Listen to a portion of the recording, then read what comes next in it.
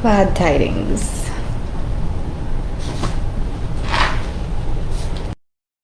We have some glad tidings. Look at this here. Is this an angel floating above me? Ah! It's just my reflection.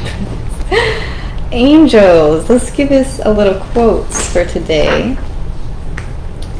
In poetry, no less than life, he is a beautiful and ineffectual angel, beating in the void his luminous wings in vain.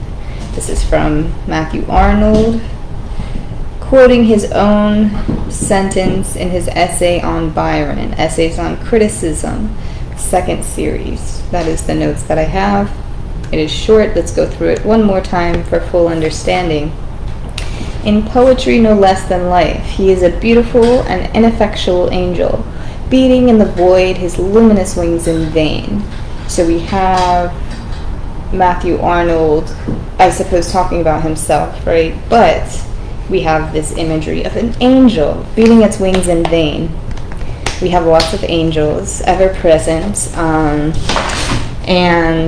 they are glad to have work to do. They are glad to have missions. As we learned in past stories that we've discussed about Genesis, the angels come down, they deliver news, they spread messages, and then they also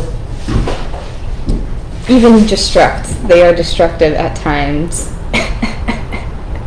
They are even destructive. They are warriors as well. So they can give good news, they can give bad news. They have a really great, awesome power that can lead to ultimate destruction. So it's best to listen to these angels. If they don't have any work to do, they're just beating their glorious wings in vain, bored, if you will. So let's talk about this story about an angel and Abraham and his son Isaac. I'm sure this is a very well-known story you have all heard before. Let's go ahead and begin. When Abraham complained to Abimelech about the well of water that Abimelech's servants had seized, then Abraham complained. So Abraham brought sheep and cattle and gave them to Abimelech, and the two men made a treaty. He replied, "Accept these 7 lambs from my hand as a witness that I dug this well."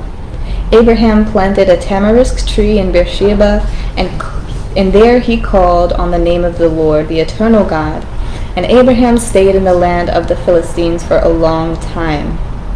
So something that I want to point out, we're going to hear the name Abimelech a lot, even after Abraham is long gone. So you're thinking, what is this Abimelech? Is he eternal?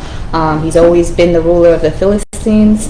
So after doing just a little bit of further digging, it is actually a generalized term meaning ruler or king of the Philistines specifically. So Abimelech is more of a general name for the king. So that's just something to clarify. But yes, nonetheless, Abraham is staying in the land of the Philistines after doing the treaty with the king. Anyways, we jump forward a little bit, ever so slightly. Isaac spoke up and said to his father, Abraham, "Father?"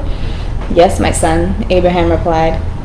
"The fire and wood are here," Isaac said, "but where is the lamb for the burnt offering?" Abraham answered, "God himself will provide the lamb for the burnt offering, my son." And the two of them went together.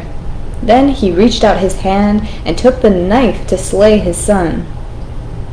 Abraham looked up, and there in a thicket he saw a ram caught by its horns.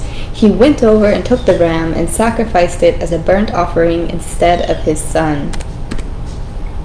So Abraham called that place, "The Lord will provide," and to this day it is said, "On the mountain of the Lord it will be provided." "I will surely bless you and make your descendants as numerous as the stars in the sky and as the sand on the seashore. Your descendants will take possessions of the cities of their enemies. And through your offspring, all nations of the earth will be blessed, because you have obeyed me." So, one moment while I just fix this. Then Abraham returned to his servants, and they set off together for Beersheba, and Abraham stayed in Beersheba. Okay, so Where's the angel? I honestly left that part out, but the angel showed up to Abraham, basically grabbing his hand, being like, no, he really just said, like, no, Abraham, no, like, stop, it's fine, look, there's this ram, go ahead and sacrifice the ram instead of your son. Because God, in fact, was testing Abraham. It seemed like a very cruel test, but it was something that I guess was necessary to prove his devotion. So this, we really understand that Abraham is devoted. His one and only son, like truly biological son, from him and Sarah, right? God is saying you need to sacrifice, and he does it really without any hesitation. You can read through this section here on chapter 22, Genesis, that there wasn't a lot of grief. He wasn't grief-stricken. He almost just was like, okay, this is what God told me to do, I will do it. He wasn't concerned. He didn't have any like ill thoughts. He's like, questioning. No, he was just like straight ahead, son, come on, we're going. No thoughts whatsoever. So that shows how much Abraham's devotion really triumphed even over the love for his own son, which is actually very, very important and a good trait to have when you are a servant of the Lord.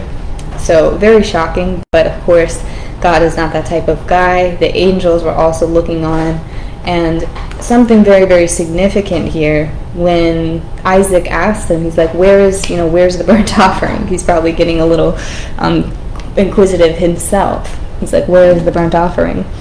Something that Abraham did say. He's like, God himself will provide the lamb for the burnt offering, my son. So I think subconsciously why Abraham wasn't fearful, why Isaac wasn't fearful, is because subconsciously Abraham knew that God maybe wouldn't actually make him do this. So therefore he tells Isaac with the power of his own words that God will provide. And what exactly did he do? God provided. There was a ram there that they could use instead. The angel was also there being like, listen, don't worry, it's all okay. And then these words were spoken, of course, again and again to Abraham. You are blessed. I will surely bless you, make your descendants as numerous. And also these famous words here, the Lord will provide, is from this story. So whenever you're feeling stressed, about not having enough, not having what you need, just remember this story. On the mountain, the Lord, it will be provided. The Lord will provide. Something that we say all the time till this day. Therefore, really stressing the fact that yes, these messages, these stories, everything stands the test of time. The truth always prevails. The messages that really matter always they've stuck with us for thousands of years. So the Lord will provide. Yes, he will. This is from that story. So yeah, that's really all I have to say without being too rushed here. That's really it. The kittens are going crazy, but I think they'll be fine. I have to go into the office today, and they will be fine in their little home by themselves. So God will look after them today and their angels. So yes. So basically it. Goodbye, guys. I don't know why I keep dragging this on. Have a good rest of your day, and I'll see you again another time tomorrow. Bye-bye.